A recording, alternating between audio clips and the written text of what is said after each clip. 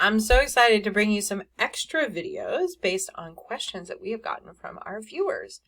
Very, very exciting stuff. So today I'm going to bring you an extra video on retiring an Athame.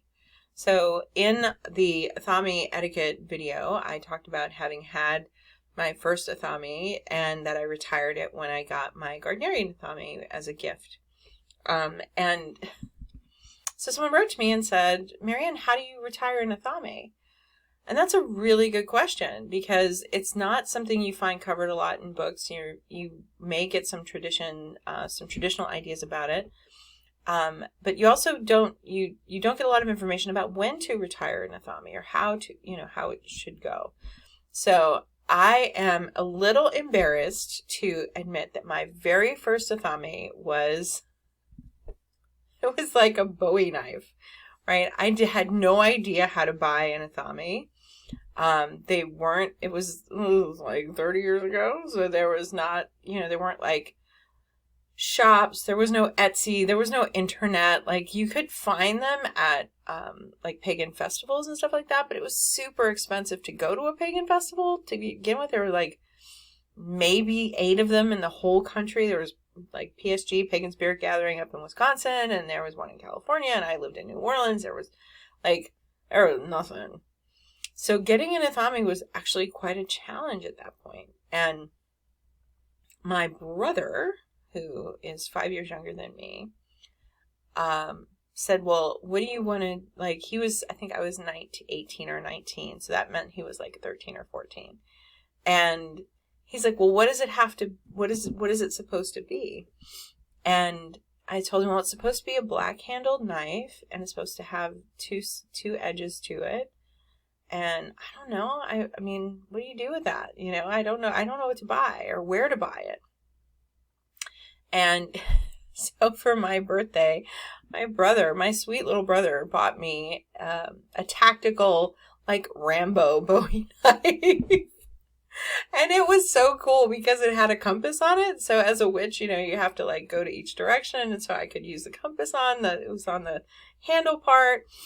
But it was a little scary looking. Like it looked like it was the witch from the horror movie for sure. Cause it was a Bowie knife. It had like those jagged edges at the bottom.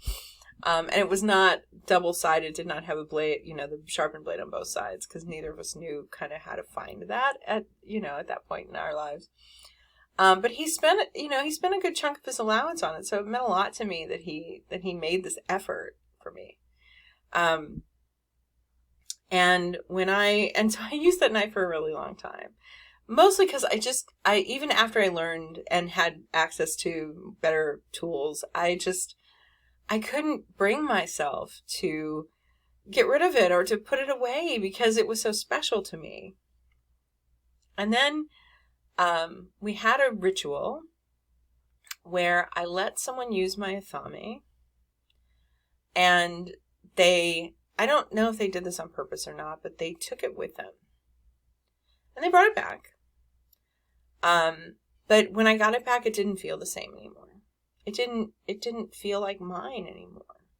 And I don't know if it's because they had done some magic on it or if they had used it in some way. But it just felt like it didn't have that same charge to it.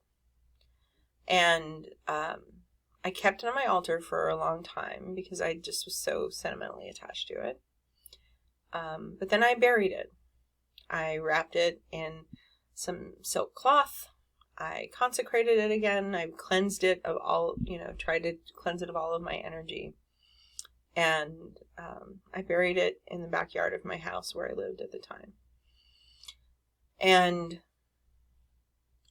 thanked it for its service. Thanked the spirit of my sweet brother who'd given it to me. I thanked the knife itself for having wielded so much magic with and for me. And it was, it's still a really sweet memory of having this silly Rambo knife as my first Athame, but it really worked, and it was such a great tool, like especially at that time. So don't let anybody tell you what your tools should be or can be. And if you need to retire a tool, it's best to do so with honor and dignity. the tool has served you and it has channeled magic, which means it has moved the life force of you and everything around you through it. And so you don't want to dishonor that. You want to treat it with kindness. Usually tools that are unconsecrated or that are retired are buried. Sometimes they're broken so they can't be misused by someone else. So I could not break that knife. It was too precious to me.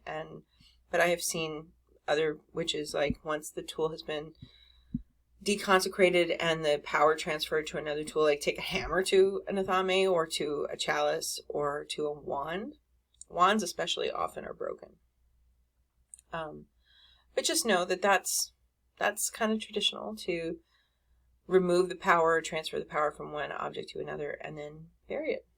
And they can be buried in the backyard. That's ideal. Buried somewhere safe, somewhere far away from your house maybe, or somewhere sacred to you. It's all fine.